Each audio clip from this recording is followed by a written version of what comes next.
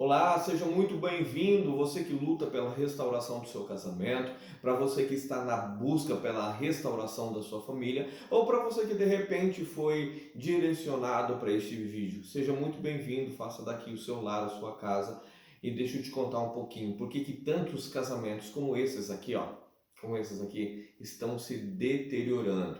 Inúmeros casamentos tanto de pessoas lá do mundo que vivem na prática do pecado lá, quanto casamentos de pessoas que estão dentro da igreja, muitas vezes pessoas bastante relevantes, bastante influentes, né? Seja numa área ou outra, como pastores, pregadores, ministros de louvor, ou seja, pessoas que se destacam aí nesse novo palco que é a rede social, se destacam ali de forma influente como alguém do meio cristão. Mas mesmo assim, tantos e tantos casamentos têm sido destruídos. Por quê? Por que isso está acontecendo? A Bíblia diz bem claro para nós que nos últimos tempos, por se multiplicar a iniquidade, o amor de muitos esfriaria. O amor de muitos esfriaria. E o que nós temos visto nos dias atuais é que a maldade tem se multiplicado de uma forma gigantesca e nós não queremos entender ou fazemos de conta que não entendemos. Muitas vezes nós queremos culpar Deus pelo que está acontecendo. Nós dizemos, mas se Deus é a favor da família, por que então tantos casamentos estão sendo desfeitos, inclusive casamento de pessoas cristãs? Por que é que isso tem acontecido? E a realidade é que nós queremos culpar ou responsabilizar a Deus pelas escolhas que nós fazemos ou pelas ações das quais nós nos omitimos. Hoje nós estamos na busca por restauração de casamento, mas sem compreender que a busca pela restauração de casamento, ela não é uma busca individual. Eu somente vou orar pelo meu marido, pela minha esposa, mas é eu entender a realidade do mundo que eu estou vivendo hoje e saber que eu preciso ser relevante para mudar essa história, não só do meu casamento, não só do meu relacionamento, mas para mudar toda uma história de casamentos que estão sendo deteriorados dia após dia. Eu costumo dizer que nós temos uma fábrica de destruição de casamento. Fábrica porque fabrica tantas e tantas coisas que são prejudiciais ao casamento, que vão fatalmente levar o casamento à falência. O casamento enquanto uma unidade, né, enquanto pessoas ali, e o casamento enquanto instituição divina criada por Deus está sendo destruída, esmagada, triturada por esse sistema mundano que nós vivemos. Sistema esse que não está só no mundo. É um sistema mundano que foi abraçado pela igreja, que foi trazido para dentro das igrejas, porque nós resolvemos dar aquela subidinha no muro. Subimos no muro. Nós temos ali posições com relação a casamento, novo casamento ali, queridos, que são posições bastante, sabe, que vai de um ponto a outro, assim. Há posições bastante flexíveis, como, por exemplo, pode se separar à vontade, casar à vontade, são posições extremamente liberais. E claro que tem apenas o embasamento emocional. Não estou feliz com o meu matrimônio, não estou feliz com essa pessoa com quem eu me casei, então eu vou buscar a minha felicidade. E a Bíblia nada tem a ver com isso. Eu tomo as minhas decisões, eu faço as minhas escolhas e tá tudo certo, e na hora que eu precisar de ajuda, Deus vai me ajudar mesmo assim. Então, são pessoas que têm esse posicionamento e que ignoram a palavra do Senhor. Já a outra posição, que é a posição mais correta, mais coerente, é aquela que se apega ao texto bíblico e não somente ao texto ali de cada versículo, mas ao contexto maior, o contexto majoritário da Bíblia. Qual que é esse contexto? Que Deus é nosso marido e que nós somos a sua esposa e que ele jamais separa de nós, que ele jamais nos repudia, nos deixa de lado. Se Deus não termina o casamento para conosco, por que é que então, dentro de um contexto como cristianismo, nós vamos nos separar da esposa ou do esposo? Se Deus é o nosso exemplo, se a Bíblia diz que nós devemos amar como Cristo ama, se lá em Oséias capítulo 3 vai dizer para nós que nós devemos amar novamente como Deus ama, embora haja traições, divórcios e uma série de situações problemáticas, Deus ainda diz para nós, devemos voltar a amar como Ele tem nos amado, embora nós venhamos a praticar diversas idolatrias e, por que não, adulterar contra esse relacionamento que temos para com o Senhor. Então, tem essa posição e tem uma oposição que ela não quer ser liberal demais, né? Ela não quer dizer não, ignora a Bíblia e não faça absolutamente nada a não ser casar, descasar, isso e aquilo. Não, ignore. Ela não quer nesse lado. Mas em compensação, ela também não quer ser firme o suficiente para dizer não, só em caso de viuvez. Em outro caso, não é possível. Então, para não ficar nem cá, nem lá, a gente sobe em cima do muro. Que é justamente aquela que diz, não, realmente não pode viver nessa bagunça de casa e descasa. Mas, todavia, entretanto, há situações que podem. Há situações como traição, abandono, né? O descrente não quer mais continuar, então ele pode se separar, né? E aí tá tudo bem, tanto ele pode casar de novo, você pode casar de novo, ou em caso de traição, a parte que traiu, não, essa não vai poder. Bom, talvez, se ela pedir perdão, enfim, há toda uma tramóia ali, há toda uma questão assim, sabe, de você ficar numa corda bamba, nem lá, nem cá. É justamente o morno, o qual a Bíblia vai dizer, melhor você fosse frio, né, do que você ser morno, porque os mornos eu vou vomitar. Hoje nós temos, sim, essa teoria do meio aí como sendo a mais aceita, né? É a que se popularizou no meio dos cristãos. Embora não haja uma flexibilização, não ainda, total de casar e descasar à vontade, também não há um apreço para o que a Bíblia diz sobre casamento. Pegam-se textos isolados, pontuais, para dizer, não, você tem que ficar casado, mas em determinadas circunstâncias, olhando caso a caso. Queridos, há canais de pregação da palavra que fazem ali um malabarismo gigantesco, né? Essa é a palavra, para tentar chegar no resultado que eles querem chegar. Não o texto bíblico, não o contexto geral, como eu apresentei aqui para vocês, falando sobre do casamento maior, né? E o casamento que deve ser o nosso modelo, como nós devemos nos portar diante do casamento, né? Apesar da Bíblia ser bem clara e dizer, faça como eu faço, haja como eu ajo.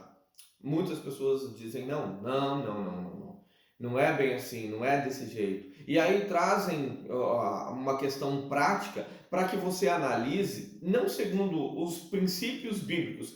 E ainda uso uma frase de efeito para dizer mais ou menos assim, a teoria teológica é muito simples, é muito fácil, mas o problema está na prática, porque nós temos sentimentos, emoções e nem todos os casos são iguais. É aquela velha frase, cada caso um caso, né? Você tem que analisar caso a caso.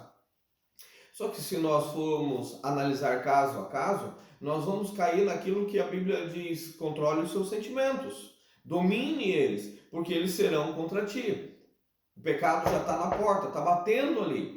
E se você não dominar os seus sentimentos, você vai fatalmente abrir a porta para o pecado. O fato é que muitas vezes, por olhar o caso a caso, eu pontuo para cada caso aquilo que eu estou percebendo de emoção e não o padrão bíblico. O caso a caso destrói casamentos. O que constrói ou o que reconstrói casamentos é justamente aplicar a verdade bíblica, sem ficar pautando conhecimento de causa, experiência, essa ou aquela. Não, o que resolve o problema é Deus e sua palavra. não é a experiência de um, a opinião do outro, o achismo desse, a análise feita sobre o sofrimento, o tamanho do sofrimento empregado àquela pessoa, ou sofrido por ela e empregado a outros. Não, não é essa análise que precisa ser feita. A análise que precisa ser feita é: estou fazendo a vontade do Senhor? Estou de acordo com o que diz o texto bíblico? Essa precisa ser a realidade bíblica. Porque se não for essa a realidade bíblica aplicada na nossa vida, então não. Então não serve para nós. Serve apenas para a gente destruir mais e mais casamentos. Será que já não tem sido suficiente a destruição de tantos e tantos casamentos e hoje nós enxergarmos a instituição do casamento, a instituição da família como uma instituição falida, fracassada? Fracassada por quê? Porque ela não é sólida o suficiente? Não, ela é sólida o suficiente. O problema é que nós não ensinamos as pessoas a se portarem dentro de um matrimônio. Nós não ensinamos a ela o real valor do matrimônio. Nós não ensinamos a ela a importância do matrimônio para o cristianismo em si, mas vai além disso, para além do cristianismo. O matrimônio tem uma importância social. Hoje a nossa sociedade vai de mal a pior, aparecendo tantas e tantas coisas por aí, justamente porque o esteio da sociedade está sendo aniquilado, destruído, desprestigiado. E por assim, a nossa vida vai sendo também aniquilada. Pouco a pouco, e a gente não se dá conta disso. E aí quando nós temos o nosso casamento falido, a gente se desespera e a gente vai logo buscar a restauração do casamento. Mas espera, calma. Você vai buscar a restauração apenas do seu? Porque, deixa eu te lembrar, teu marido vai voltar para casa, tua esposa vai voltar para casa, mas seu marido não vai ficar cego. Sua esposa não vai ficar cega. Há um meio social, redes sociais, que não vão deixar de existir. Seu marido vai continuar olhando rede social e, consecutivamente, vai continuar sendo tentado. E pode ser que numa dessas tentações ele caia, ele ceda de novo. Por isso é que nós precisamos mudar o ambiente. Por isso que nós precisamos ser influentes o suficiente para que a família seja prezada. Como diz a palavra do Senhor, digno de honra seja o matrimônio. Porque se as outras pessoas de fora prezarem pelo matrimônio, pelo casamento, não apenas você que está casado, mas se outras pessoas prezarem, a mulher não vai dar em cima do seu marido, o rapaz não vai dar em cima da sua esposa, e ainda que haja aquela tentação, vai ser respeitado. O grande problema é que nós deixamos de ser influência. A igreja não é mais uma igreja bíblica. A igreja hoje é uma igreja de conveniências. Nós estamos vivendo conveniências. É conveniente estar com alguém, então fico com ele. É conveniente eu me separar, então eu me separo dele. E precisa ser os textos bíblicos? Claro que não, é óbvio que não. Nós vemos pastores que se separaram de suas esposas e nenhuma, melhor dizendo, nenhuma das exceções ditas por eles se aplica ao caso. Nenhuma, absolutamente nenhuma. Mas mesmo assim, eles se separaram. Mesmo assim, ele casou novamente. A esposa não o traiu. Não houve ali descrença. Os dois continuam sendo crentes. Ou, entre aspas, crentes, né? O fato é que nenhuma exceção alegada por eles, pelos próprios pastores, nenhuma delas foi motivo da separação. Apenas não quis mais. Apenas foi se casar com uma outra pessoa. Gostou-se de outras pessoas e foi para lá. Nós estamos vivendo dias assim. Nós estamos vivendo dias onde é mais importante você dar uma justificativa para os teus seguidores do que você tentar lá salvar o seu casamento. Onde é mais importante você preservar a sua imagem pública do que você preservar o seu matrimônio. Há especulações de separação daqui e dali E os rumores não, o casal vai emitir uma nota em conjunto, explicando da separação. Incrível, né? Não há traição, não há nenhuma exceção tida por eles. Aliás, não há nada que se possa separar e casar de novo. O único casamento permitido é aquele que ocorre quando você entra num estado de viuvez. Seu primeiro cônjuge faleceu, obviamente ali o matrimônio se desfez, porque é até que a morte separa, e então você está livre, desde que seja no Senhor, ainda diz lá 1 Coríntios 7,39, desde que seja no Senhor. Mas essa é uma realidade? Não. Infelizmente essa não é uma realidade. Não é uma realidade vivida e muito menos uma realidade pregada. A realidade pregada é do confessionário. A realidade pregada é do gabinete pastoral. Sabe o que é isso? Aquela onde o pastor vai fazer uma análise emotiva, vai se colocar no lugar de quem está sofrendo, de quem está machucando, e ele vai dar o veredito. Baseado em quê? Nas vozes da cabeça dele. Baseado no que chocou ele diante da história contada. Não em solucionar problemas. A esposa traiu o marido. É terrível ser traído, né? Bom, se foi traído, então vai em paz, meu amigo. A Bíblia permite, em caso de adultério, de traição, pode ir. Vai, acha uma outra pessoa que não vai fazer isso com você.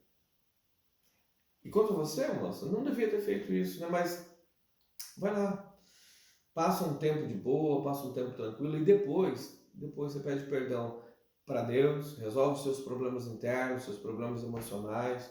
Para que é que nós precisamos de pastores, de pregadores, se os conselhos dados ali são os mesmos dados pelos psicólogos?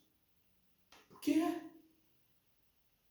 Psicólogos esses que estão pautados na experiência social, pautados na realidade social, nesse progressismo que a gente vive por aí, não em valores e muito menos na moral bíblica. Por que é que nós precisamos de pastores que vão aconselhar o mesmo que um psicólogo? Por quê? A verdade é que ou nós cuidamos para que a igreja possa voltar a ser relevante e não ficar em cima do muro, não sabendo o que fazer. Não posso ser liberal demais, mas também não posso apertar demais, porque dói isso e aquilo. Então eu vou ficar no meio do caminho, nem lá, nem cá. O lado da liberalidade, do tudo pode, é o lado demoníaco. É o lado demoníaco. O lado mais restritivo do caminho, da porta estreita, é de Deus.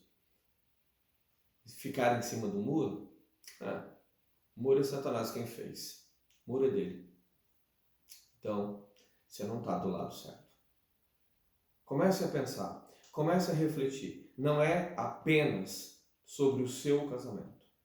É só sobre nós construirmos uma moralidade cristã que vá preservar, vá restaurar, preservar o seu matrimônio e não somente o seu, preservar os outros matrimônios, fazer com que a moralidade entre nos corações, tanto de pessoas casadas, pessoas solteiras, pessoas que estarão diante do seu marido, da sua esposa e até mesmo diante de você nos trabalhos, nas faculdades, nas igrejas, em todos os ambientes. Que essa moralidade seja invadida no coração de cada um deles, que as mulheres e os homens se portem de maneira digna e de maneira a preservar os princípios cristãos, não vivendo como o mundo vive, não se conformando como o mundo está vivendo, mas renovando a mente para experimentar qual seja a boa, perfeita e agradável vontade de Deus. Caso contrário, é morte e destruição. Caso contrário, estaremos fadados a vermos mais e mais casamentos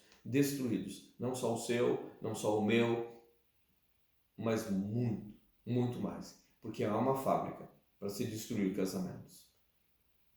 O mal tem se multiplicado e o amor de muito se esfriado.